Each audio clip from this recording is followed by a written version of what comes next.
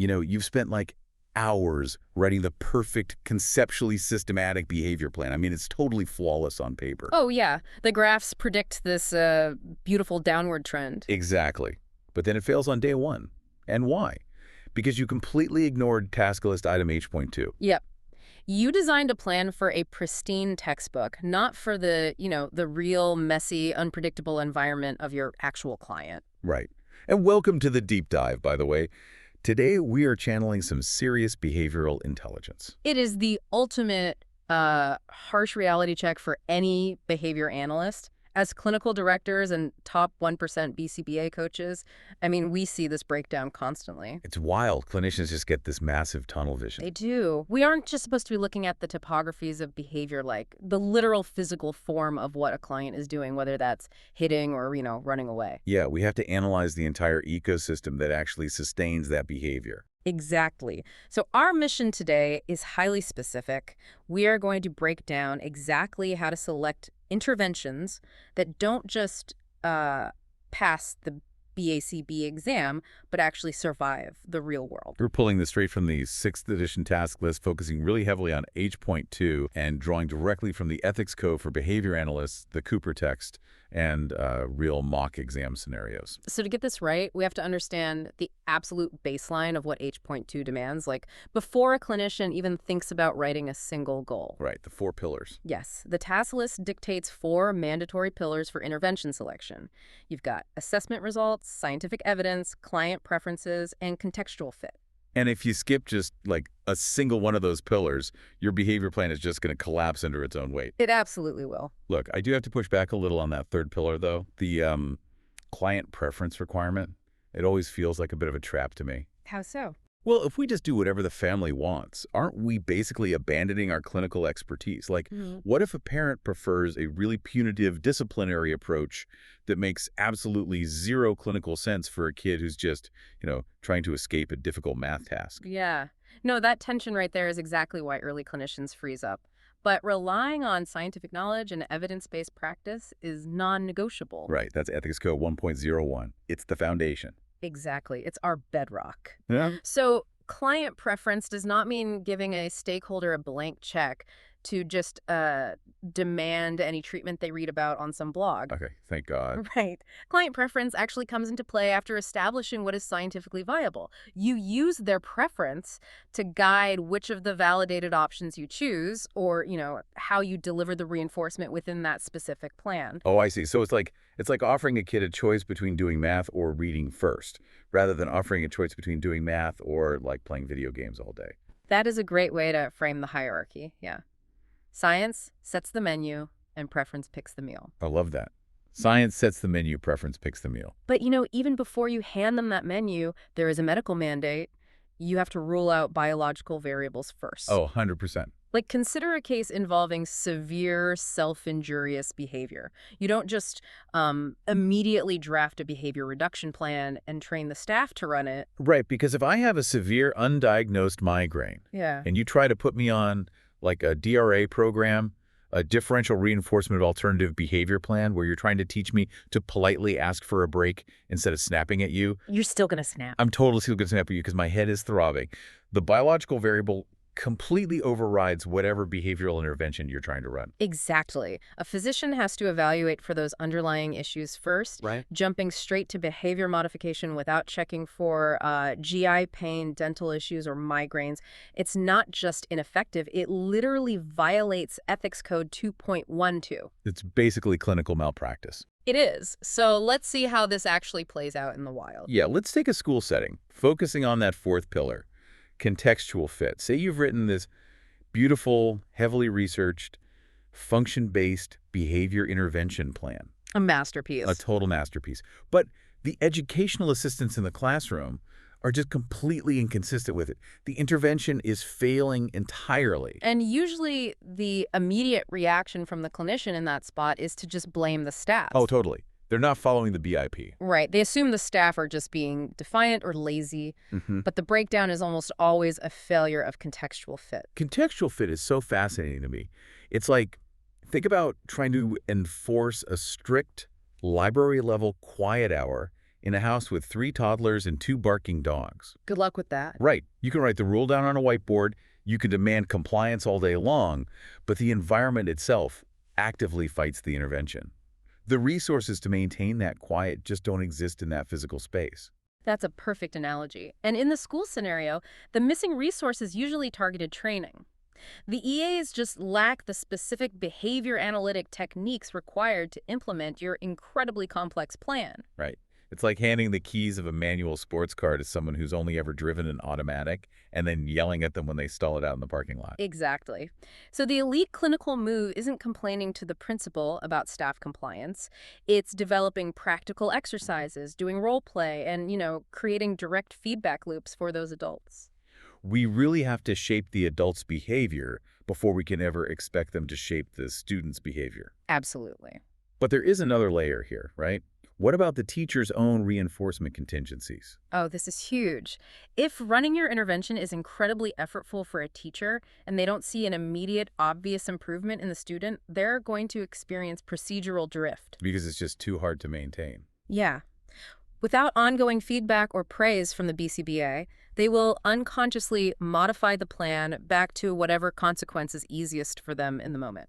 Like just sending the kid out to the hallway because it instantly removes the disruption. Exactly. Negative reinforcement for the teacher. Yep.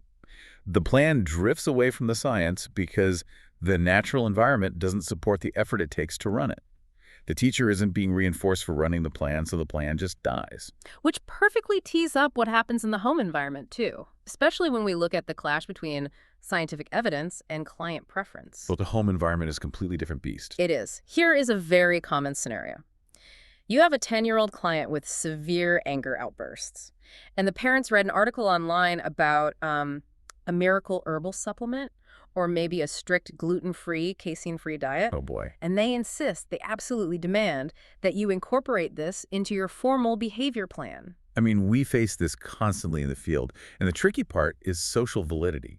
You absolutely have to respect the family's goals and values. You do? But an ethical behavior analyst cannot introduce non-scientifically based interventions as part of a behavioral treatment plan. So, how do you handle that without completely blowing up the relationship? It's a tightrope.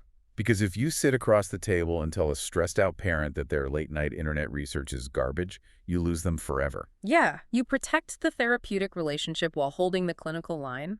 First, you evaluate if the proposed treatment poses any immediate physical risk to the client's safety. Right. Then, you actually read the article they brought you. You familiarize yourself with their perspective. So you're showing them you are taking their concerns seriously, rather than just dismissing them out of hand as pseudoscience. Exactly. And then you respectfully educate them on evidence-based practices. You can explain that, while a specific diet might alleviate symptoms of a GI issue, which goes straight back to our medical rule-out discussion, it cannot be tracked as a behavioral intervention until we have scientific proof it directly changes the target behavior. You rely entirely on the science, but you deliver that boundary with a lot of empathy. Empathy is key there.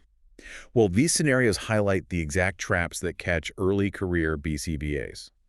And it is rarely a lack of caring. It's just falling into predictable pitfalls when you're trying to balance that hard science with social validity. Let's dig into the first big trap, the scientifically supported blind spot. Okay, break that down for us. So this happens when multiple effective, scientifically validated treatments exist for a specific behavior. A clinician will often just default to the one they are most comfortable running. They rely entirely on their own practitioner experience. But if 2 treatments are both backed by science, the tiebreaker shouldn't just be what the BCBA finds easiest to write up, right? No, absolutely not. The tiebreaker has to be client preference, an assessment of risks and side effects, or cost effectiveness. Yes. Like, if I always default to a token economy just because I have the laminating machine warmed up and it is easy for me, I am completely ignoring the client's actual ecosystem. That's spot on. You are fitting the client to your preferred intervention rather than fitting the intervention to the client. Right. The second trap is how clinicians handle environmental barriers. Picture a home case where the parents flat out refuse to run the protocol, or, the home environment itself is super chaotic and potentially unsafe. The temptation there is really binary. The BCBA either puts their head down and pretends the barrier doesn't exist, which guarantees the plan fails, Or they panic and just immediately drop the case and walk away. And neither of those is the correct clinical move. Ethics Code 2.19 actually requires us to actively identify the barrier, document the obstacles in writing, and then systematically attempt to ameliorate the problem. Okay, so you can't just ignore it. No. You might need to bring in other professionals, like a social worker, or heavily modify the parent training goals to match their current capacity. And documenting the obstacles is so critical. You really have to create a clear paper trail of the reality on the ground, showing what is actually preventing the intervention from taking root. Yeah, documentation will save you. And then there's the third trap, which might be the most insidious one because it is largely invisible to the clinician. What's that? Cultural blindness. Oh, yeah. It is incredibly easy to label a behavior as a deficit or inappropriate simply because it doesn't align with the clinician's own cultural background. Right. This relates directly to Code 1.07. This is a massive blind spot. A behavior that feels maladaptive to an observer from one culture might be entirely expected, functional, and even praised in another. Exactly. But here's the challenge, right? Yeah. We are behavior analysts. We rely on observable, measurable phenomena. So how do we measure our own bias so we don't make that mistake? Well, we don't have a perfect behavioral measurement for bias yet. Like, you cannot easily put it on a scatter plot. Right. So we practice what is known as cultural humility. This means actively adapting our clinical approach to fit the client's norms. Think about conversational units, like the way people take turns speaking. Okay, so some cultures expect rapid back and forth dialogue, maybe even talking over each other slightly, as a sign of high engagement and excitement. Yes. While other cultures value long pauses to show deep respect and consideration before answering. Exactly. So if a clinician from a rapid-fire culture assesses a child from a culture that values pauses, they might inappropriately flag that pause as a delay in processing or, a deficit in social skills. Wow, yeah? Practicing cultural humility might mean adjusting our expectations for eye contact, which varies wildly across cultures, or respecting specific family routines, like taking your shoes off at the door during an intake. Because if your intervention violates those cultural norms, it inherently lacks contextual fit. And an intervention without contextual fit is destined to fail. If you misunderstand that cultural nuance in the field, a family just drops your services. But if you misunderstand it on the Pearson VUE exam, you fail altogether. Yep. So how do test makers twist this exact logic into a trick question? Let's pivot our thinking to exam strategy. Okay, if you want to pass the exam, you have to decode the Pearson VUE logic. Let's look at Rule 1, breaking the tie. Okay. If a question presents multiple scientifically supported treatments and asks what you should consider next, the correct answer will almost always be evaluating client preference or assessing risks and side effects. So they're testing to see if you remember that your clinical expertise isn't the only variable in the room. Exactly. What about the pseudoscience trap? Like the scenario where parents are demanding an untested diet or facilitated communication. Oh, the exam will absolutely try to tempt you with an answer that says something like, compromise and integrate the non-validated treatment to build rapport. Oh, I've seen that one. Do not fall for it. The correct choice is to assess risk, rely on scientific knowledge, and educate the stakeholders. Right. You never dilute evidence-based practice with pseudoscience. Period. Never. And there is one more classic trick. The prerequisite to intervention. So a scenario describes a severe behavior and asks for the most critical step before planning the intervention. The logic here is absolute. You never intervene before conducting a direct assessment or a functional behavior assessment. And FBA is always required first. Yes. And if the prompt even subtly hints at medical variables, like a sudden, unexplained onset of headbanging, you must choose the answer that involves reviewing medical records or referring to a physician first. The exam heavily punishes you for jumping the gun and ignoring the biological ecosystem. It really does. Well, mastering those rules gets you certified. But mastering this next concept makes you an elite clinician. Let's get into it. We need to talk about engineering for natural maintenance. This is the ultimate test of task list item H.2. The real measure of contextual fit isn't how well the plan works when the BCBA is standing there holding a clipboard, delivering praise every 30 seconds. Right. Anyone can make a plan work when they're micromanaging the environment. Exactly.